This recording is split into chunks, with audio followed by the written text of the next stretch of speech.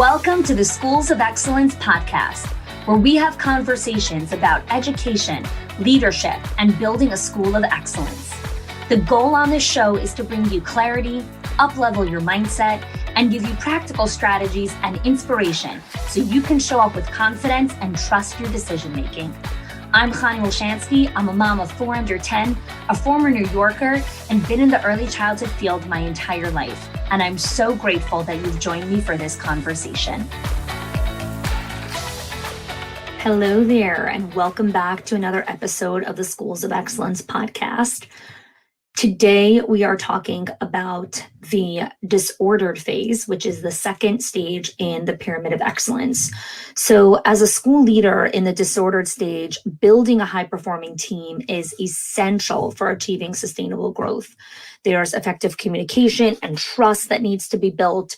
And sometimes it's really hard to do this because everyone's very busy and very overwhelmed in this stage. And so in today's episode, I'm really going to be diving into some practical strategies for improving communication, building trust, including developing a shared vision, promoting transparency within the team, and creating opportunities for feedback. So let's do a quick recap on the past 2 episodes before we dive into today's conversation. 2 episodes ago, I introduced the concept of the Pyramid of Excellence, which is our proprietary process for how we help school leaders and school owners and directors build and sustain schools of excellence. Last week on the podcast, I spoke about the first stage in the Pyramid of Excellence, which is the survival stage. And I spoke about all the different ways that people can find themselves in survival and some practical ways to work through that. So if you haven't had a chance to listen to that yet, definitely go check that out first. And then you can listen to today's conversation on the disordered stage, which is the next stage. So the disordered stage of growing a school can really feel overwhelming for school leaders, leading to a lot of neglect of their own emotional and mental well-being. And so prioritizing self-care for avoiding burnout and maintaining positive school culture is really critical. What's happening in the disordered stage is leaders are really trying to build a high-performing team, which is necessary for achieving sustainable growth and building trust. However, as they're trying to build this team, they need to make sure they have the right infrastructure in place, like the right systems and processes that they're following, so that they're doing this in a sustainable kind of way. So some of the common things that happen in the disordered phase is teachers are constantly coming to the leaders with questions. There's a lot of interruption. There's a lot of confusion on roles and responsibilities, which leads to a lot of decision-making fatigue and stress, a lot of negative self-talk and self-doubt.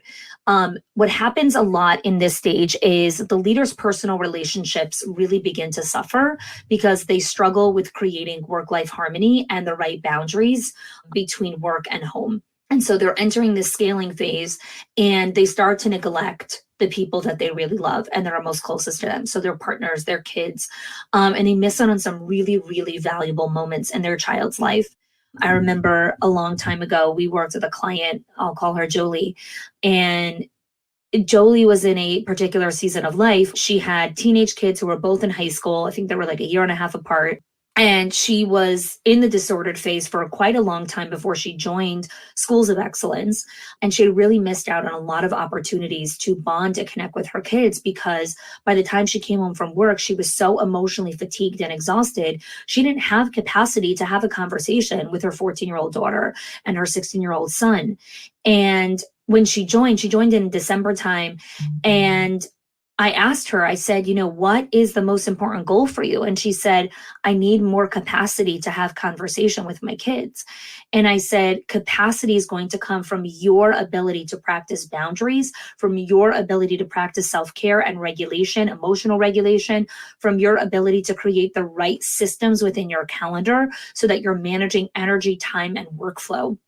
And she worked very diligently on this for the first 90 days inside of the program, got herself out of survival very, very quickly, moved into the disordered phase. And as she started to navigate this, she texted me one morning that her daughter was out of contact lenses and needed to get more contacts. And because she had built the right opening and closing system, which we teach inside of the survival phase when she was in disordered, she was actually able to take her daughter that morning to go get contact lenses because someone else was opening the building. Now, it sounds so simple. Go get your daughter contact lenses. But for those of you that are listening to this, who are in that season, who don't have the flexibility and the freedom to actually go make a trip like that. Maybe it's not contact lenses. Think of, insert your own personal example. That can start to really drain romantic relationships, intimate relationships, personal relationships with your kids, your growing kids, your young kids, parents, neighbors, good friends. This happens a lot in the disordered phase. And when we work with our clients, we really, again, I talk about this all the time, help create this holistic approach so that our leaders are leading beautiful lives personally and professionally. So again, going back to what the disordered phase is about, it's a stage of growth that you're working on stabilizing operations, creating the right systems, and building a strong team. So I want to walk you through some of the trainings and some of the things that we work on inside of the program when you join the program. So one of the first things we do in the disordered phase is effective meeting blueprint. And so in effective meeting blueprint, we teach you how to plan and lead successful meetings, starting from check-ins, problem solving, planning, feedback, evaluations, all the things. There's all different kinds of meetings. We have a whole training called meeting archetypes. There's all different kinds of meetings that you're having. You're probably lumping a whole bunch of them together and wondering why you're not getting results, why you're chasing after people, why you're doing a lot of policing, which is something else that I talk about inside the disordered phase. There's a lot of policing that goes on inside of schools, but very little accountability. So very similar to the police force, they do a ton of policing, give people tickets, lock people up in jail, whatever, all the things, give people warnings. There's a ton of policing. There's very little accountability around creating the right infrastructure so that people can actually follow law and order. And so I find that happens a lot in the school system. There's a lot of policing, but very little of creating the right environment and the right structure where people need less policing, because I believe all humans are good inside. There's very few terrorists on the planet, and they definitely don't exist inside of your school. And so people are good inside. They're not evil. For me, when I think of evil or not good or whatever it is, I think of the extremity of a terrorist. That is a person who is evil, who wakes up in the morning thinking about how can I destroy other people's lives. That is how a terrorist thinks, at least from what I can understand. I'm not a terrorist, so I can't fully grasp what that person is thinking, nor do I want to. People wake up in the morning good inside. They want to be good. They want to do good things. They want to show up in the world and be good, right? And what happens a lot is, because we don't have the right meeting infrastructure and we have haphazard agendas, loosey-goosey meeting beginning end times, there is no real infrastructure around meeting deadlines, moving forward projects. And so you do a ton of policing and you get super frustrated. You're like, why aren't my people doing the right thing? Why are they so lazy? Why are they this? You need the right infrastructure, the right processes in place for your meetings. And it's interesting actually, because someone was once telling me, she's like, when I listen to your podcast or when we have conversations, she's like, you speak very disruptively. Like you bring kind of sometimes these extreme examples.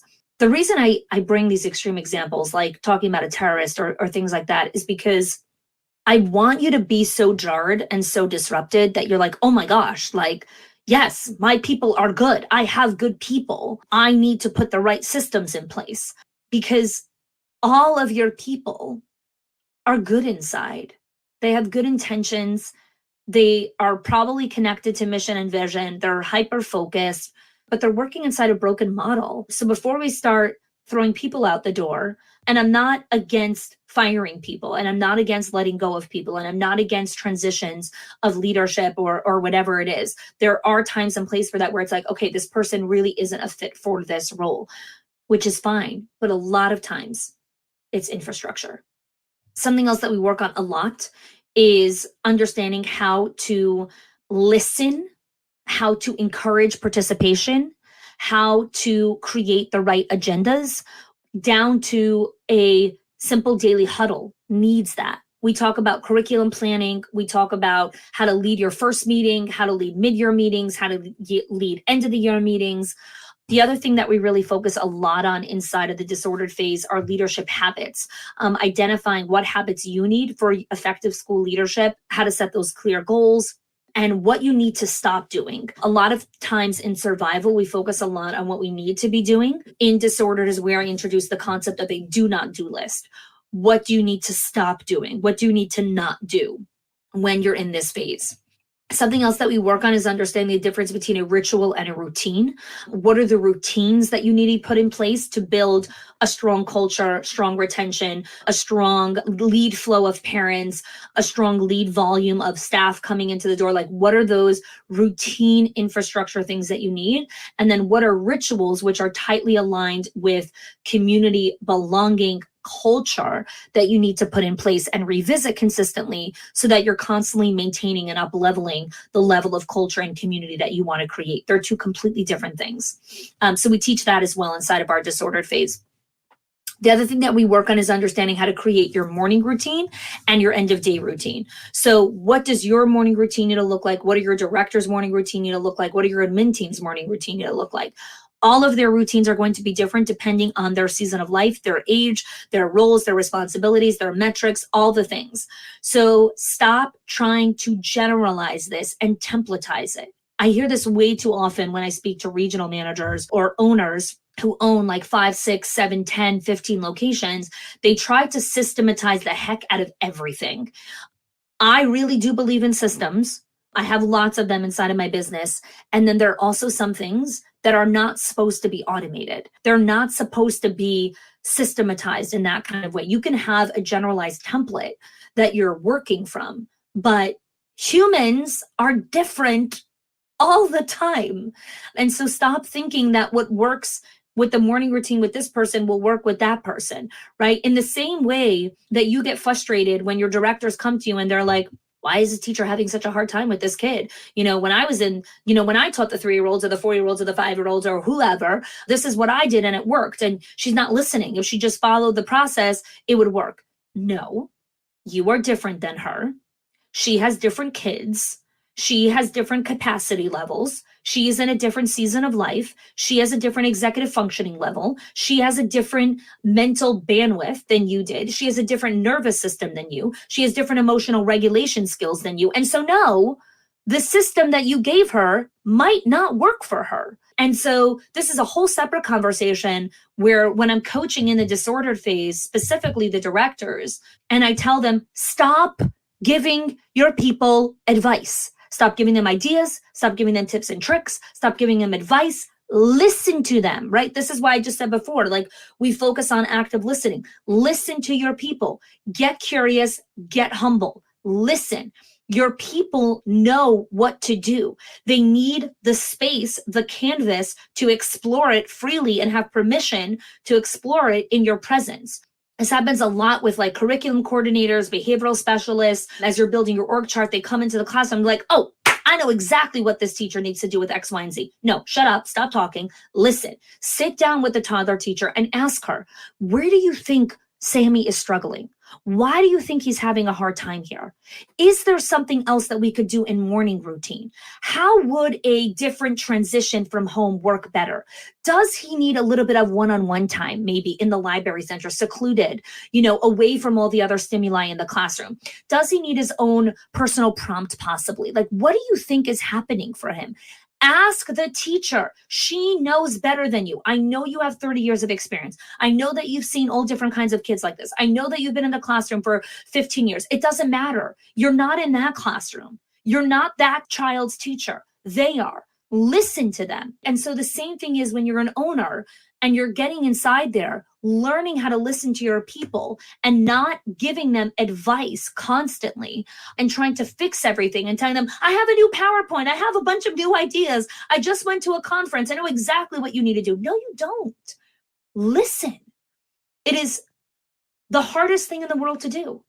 And it also has the highest rewards.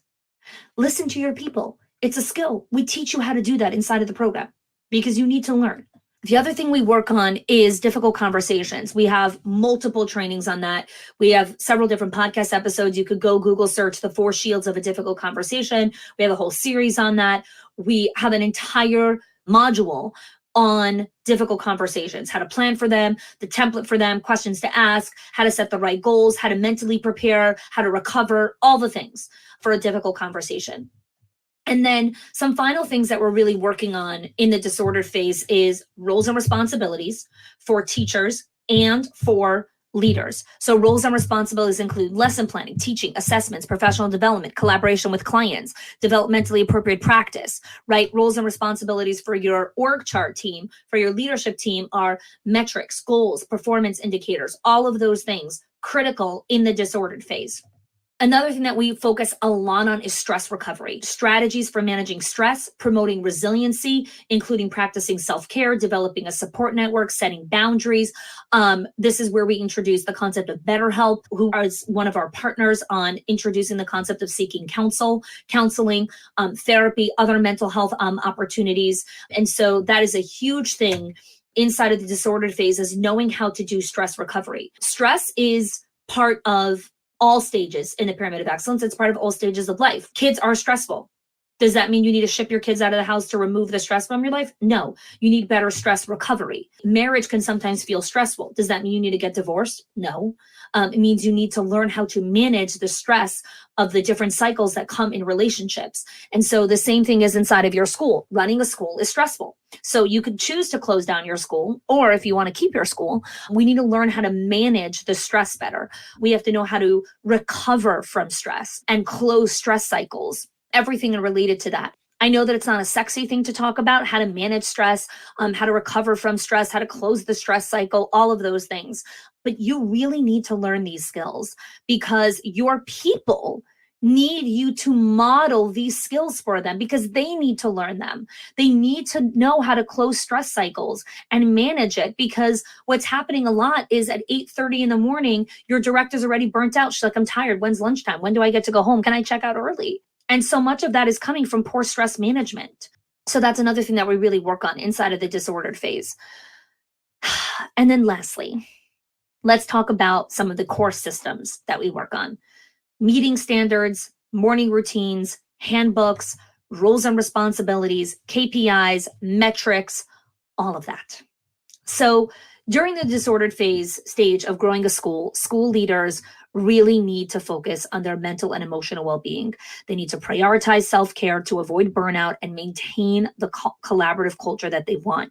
They need to build the communication systems, the trust systems necessary in place to build a high-performing team that has a shared vision, that promotes transparency, and that creates opportunities for feedback and practical strategies for improving communication and building trust. And so if you listen till now, and you resonate with some of the examples that I gave to you, and you're like, yes, I'm in the disordered phase, great.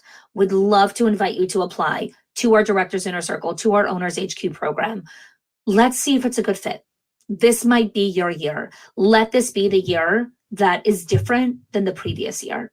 Let this be the year that you're like, I am learning these systems. I'm going to implement them. I'm going to put them into practice. I'm going to put them into place, because me, my future self, my current center, my future center deserve this level of support and care that Schools of Excellence can provide for you. Thanks so much for joining us this week, and stay tuned for next week, where we talk about the next stage in the Pyramid of Excellence, the integrated stage. Also, would love if you enjoyed today's episode, if you could do us a quick favor, rate and review this podcast. If you could give us a rating on iTunes and leave us a review. Ratings and reviews help us be discovered by more school leaders so more people can be connected to our mission. Thanks for joining. If you are loving the Schools of Excellence podcast and have gotten any value out of it for your school, I would love if you can do two things for me. One, subscribe to the show so you never miss an episode. And two, can you please leave us a review? Reviews help other school leaders know that this is the place to learn how to build a school of excellence. And I would be so grateful if you can do that for us. Your help and support makes this show to be able to be listened by the thousands of other school leaders all around the world.